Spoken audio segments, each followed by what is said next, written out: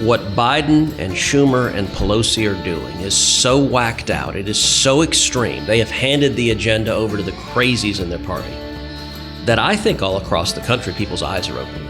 And I think we're on the verge of what will be a red tsunami in November. Between now and Election Day, I am on the road nonstop.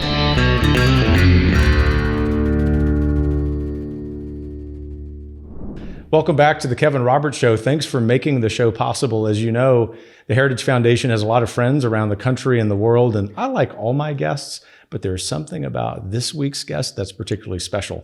And once I introduce him, you'll know why, given my Texas background. Senator Ted Cruz, thanks for joining me. Kevin, great to be with you. Welcome to my office. Well, thanks. It's good to be here. Thanks for letting me in. Absolutely.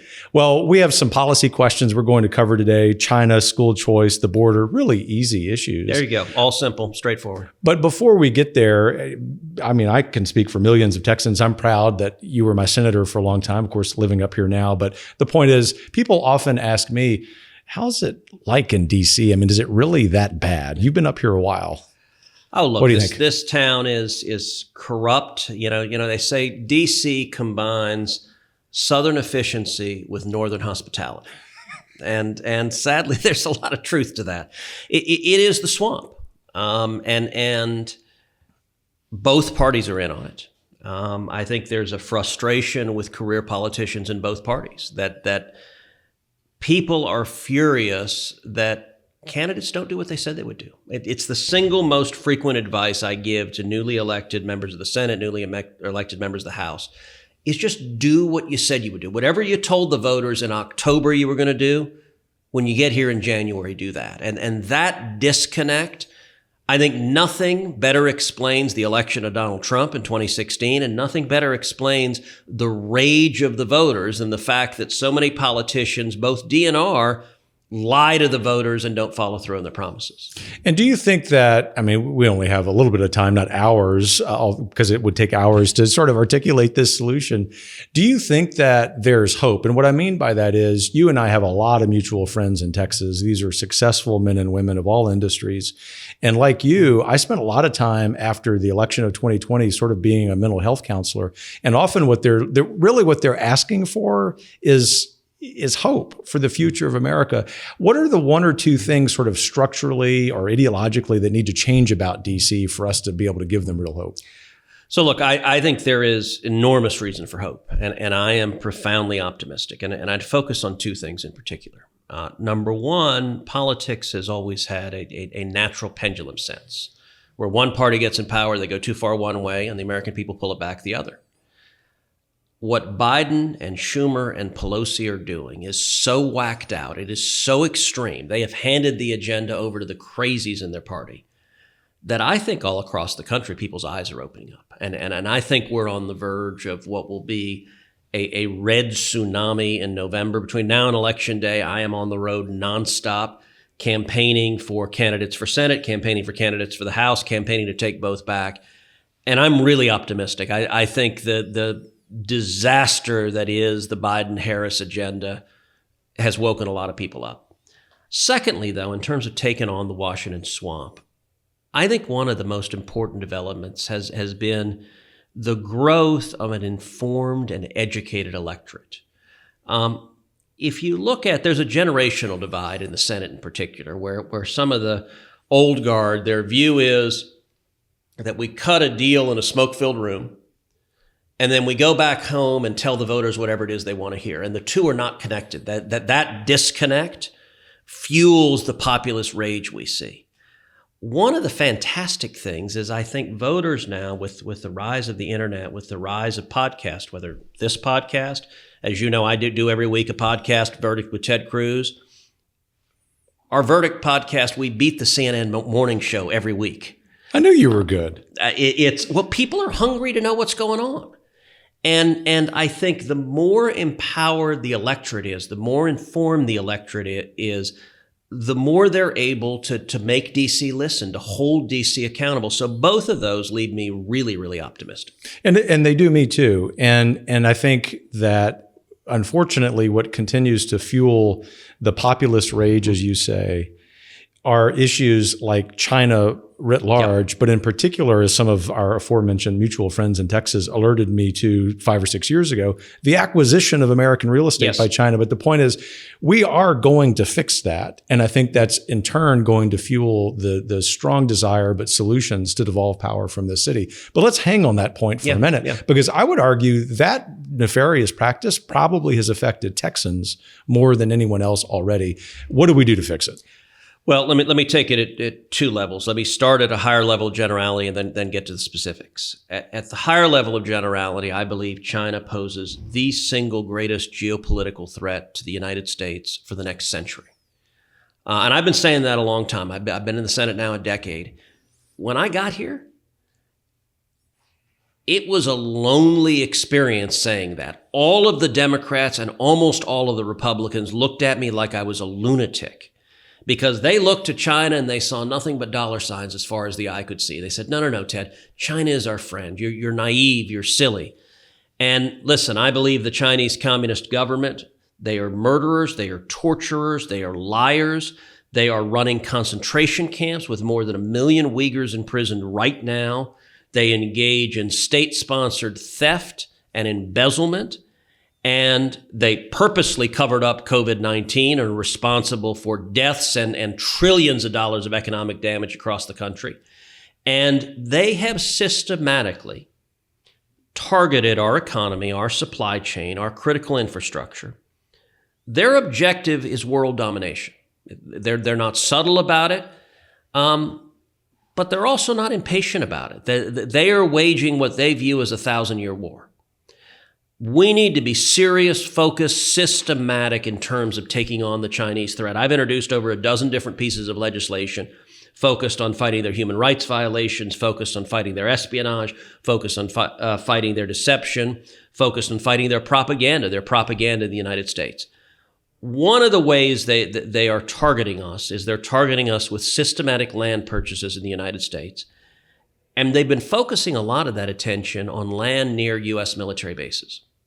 And they're buying up big swaths of land near military bases. Now, they do a couple of things when they buy the land. Number one, they erect giant windmills, which just happen to be right in the middle of training paths for U.S. fighter jets and U.S. planes, which dramatically hampers our ability to train our airmen to keep us safe. They're doing that quite deliberately. Secondly, they engage in rampant espionage. Their location near either critical infrastructure or military bases is designed to engage in espionage. I think it is insane that we're allowing the Chinese government to do that. I've introduced repeatedly legislation trying to attach it to the National Defense Authorization Act to prevent those acquisitions. To date, we haven't gotten that passed, and actually much of the resistance has been a bureaucratic resistance within government. There's a process right now called CFIUS for approving foreign investments, and the Treasury Department and the other players in CFIUS jealously guard their bureaucratic turf, and so they've resisted it so far. I think we will get it done because I think it's impossible to defend what's going on right now, but at least so far, the machinery of Washington has been really slow and resistant to acting. Do you think that the machinery of Washington has been slow and resistant in part because the CCP and their expertise in elite capture have captured, dare I say, some K Street lobbying firms who are influential here in the Capitol? You know, that is certainly a factor. I don't know that that's the impediment here. I can tell you one of my first legislative victories when I got here was attaching an amendment to the National Defense Authorization Act, cutting off DoD funding to any university that had a Confucius Institute. And as you know, China had invested millions of dollars in standing up Confucius Institutes on U.S. universities that served as headquarters for espionage and propaganda. And that amendment, I ended up getting both Democrat and Republican support for. We passed it into law. And that amendment has resulted in dozens of Confucius Institutes being shut down. Because if a university is given a choice between DoD money or the Chinese money, the DoD money is more. You also know an institution you and I both love, the University of Texas, was contemplating taking a bunch of Chinese money, and I urged the university quite publicly to just say no, and thankfully they did. They turned it down. So I think there's power in shining some sunlight and sunshine to preventing more and more dependence on Chinese money. That being said, I don't want to diminish the impact of lobbyists in Washington who tend to slither their way into almost every decision in this town. But it is at least not as transparent as it used to be. And I'll say as an aside, one of the things that really changed the dynamic was COVID. And you look at COVID, which obviously originated in Wuhan, China. I believe the evidence is overwhelming that the COVID virus escaped from a Chinese government laboratory. And I think the evidence is significant. I wouldn't say overwhelming, but significant that the virus itself was manufactured, that it was gain-of-function research on existing viruses to make it more contagious and more deadly, that it was Chinese government scientists that created this virus. When the pandemic started, we saw an official government effort to censor and silence that view. Dr. Fauci, in emails, asked Mark Zuckerberg, will you silence anyone on social media from saying that this virus escaped from a Chinese government lab? And Zuckerberg was more than happy to have Facebook censor the views. If you go back and look, in March of 2020, right at the outset of this pandemic, I did 2 podcasts. Go back and look at Verdict in March and April of 2020, laying out the evidence that this escaped from a government lab. I don't know why my podcast didn't get censored, because just about anyone else saying this got censored. Somehow they didn't censor the podcast. What has happened over time, now we're 2 years later, and I'd say it's widely accepted that the virus escaped from a Chinese government lab. What is undisputed is that the Chinese government actively covered it up when it escaped, disappeared scientists, disappeared whistleblowers, played a significant part in this becoming a global pandemic. That changed a lot of people's views towards China. And I will say, look, I'll give an example of the United Kingdom. The United Kingdom and Huawei. You know, Huawei is, in theory, a Chinese telecom company, but what it really is a spy agency masquerading as a telecom company. And they go in and offer to build really cheap telecom infrastructure because the whole purpose is to spy on all communications going through it. So they're happy to make it cheap because it lets them see what's happening. And the United Kingdom was going down the road to Huawei installing significant parts of their commercial and civilian telecom infrastructure. The United States was pressing them very, very hard not to do so, but they were leaning into doing so. And at the time, I don't mean this to be an advertisement for the podcast, but I had Nigel Farage on the podcast. And we talked about Huawei at the time, and I said, listen, so the UK is part of what we called the Five Eyes alliance, which is our closest allies that we share our most sensitive secrets and intelligence information. And what I said in the podcast, I said, look, we love the Brits, but if they install infrastructure that lets the Chinese surveil our communications, 4 eyes are better than 6 eyes. And as much as we love the Brits, if they're going to let the Chinese see what we have to say, we're not going to be able to share what we have to say anymore. That ended up making significant news back in the UK as COVID expanded. The UK switched course and pulled out of Huawei. So that's a clear manifestation of how people's eyes were opened up to China. I think we're seeing the same thing in the United States. It seems to be that way. I mean, I want to agree with you significantly that while we've got some work to do in terms of policy, that at least the awareness of Americans about the Chinese Communist Party being an existential threat to America, to free people around the world, is significant.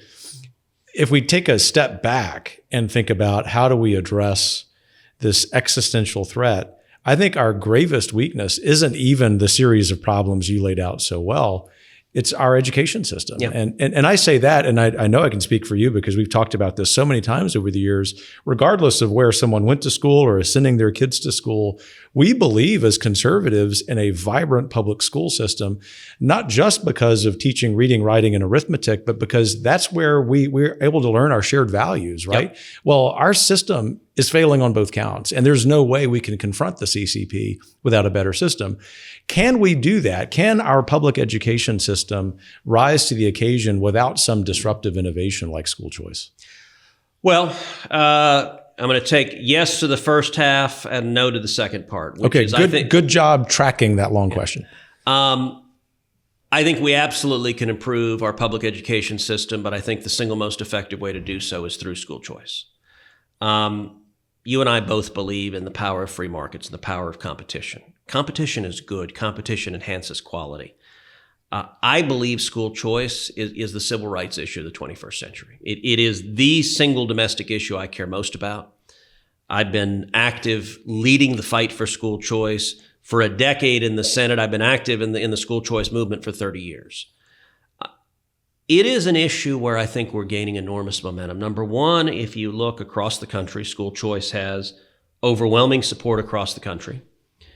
It consistently has 70 to 80% support among the African American community. It consistently has 70 to 80% support among the Hispanic community.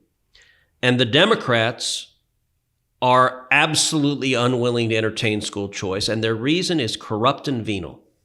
They are bought and paid for by teachers' union bosses. Now, the Democrats like to hold themselves out as the champions for minorities and for the poor.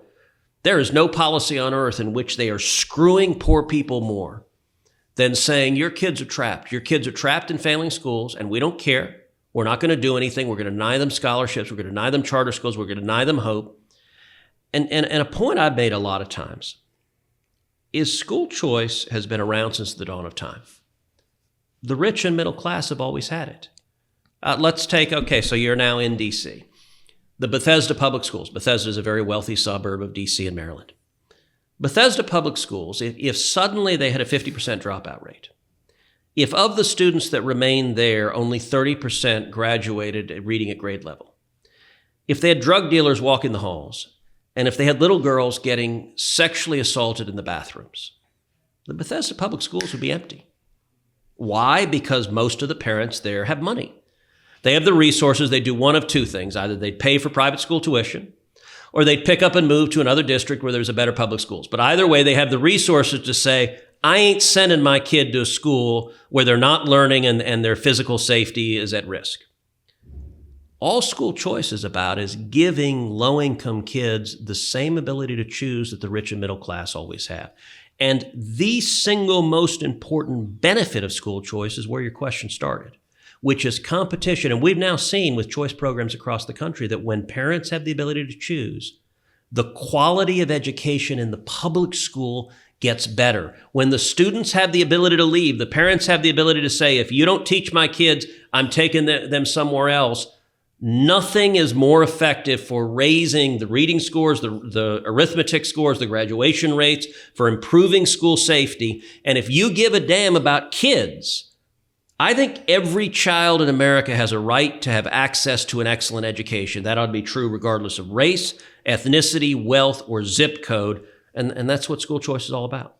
So a question that sounds Texas specific, and on one level it is, but I'll never fault you for a Texas. I know that I'm in good company there, my friend. But it also, for non-Texans watching or listening, this is also disproportionately important for this reason. Nearly 10% of school-age kids in the United States are Texans. Yep.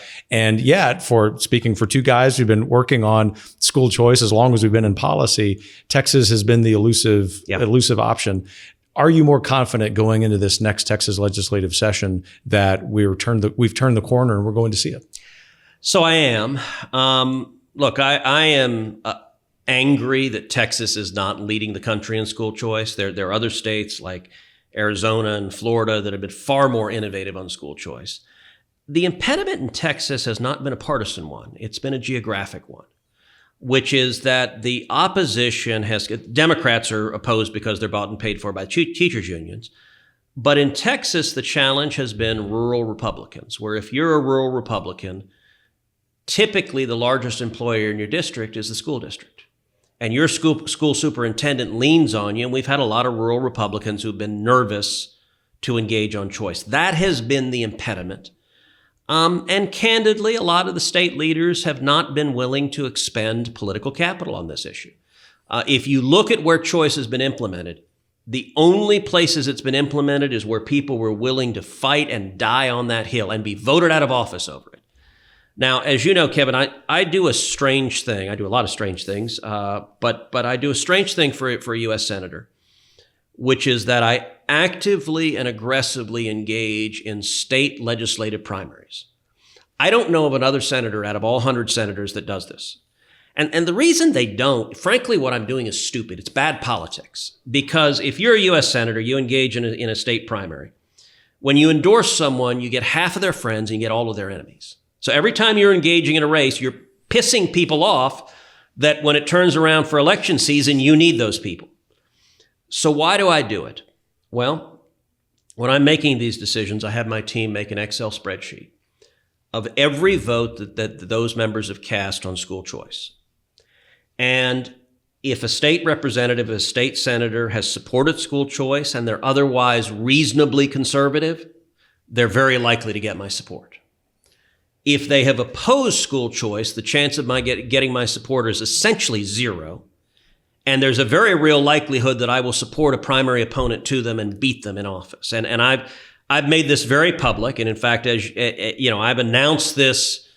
Every state legislator knows it at this point. And there were a whole bunch of contested runoffs that we just had in Texas, where I engaged in those runoffs. On the other side, you had the teachers' unions openly supporting the Republicans on the other side. And we beat them in the majority of races. And my hope is, and by the way, when I endorse a candidate, I don't just endorse them. I will go campaign for them. I'll cut radio ads. I mean, I will engage and do everything I can to help them win. And we keep winning these races. My hope is that this will prove far less necessary, that it will be a carrot and a stick. And I hope come January in the next legislative session, as the reps are sitting there, that they'll say, you know what, even if the superintendent is not thrilled in my district, I don't really want to mess with Cruz, so let me just do the right thing for the kids in our district.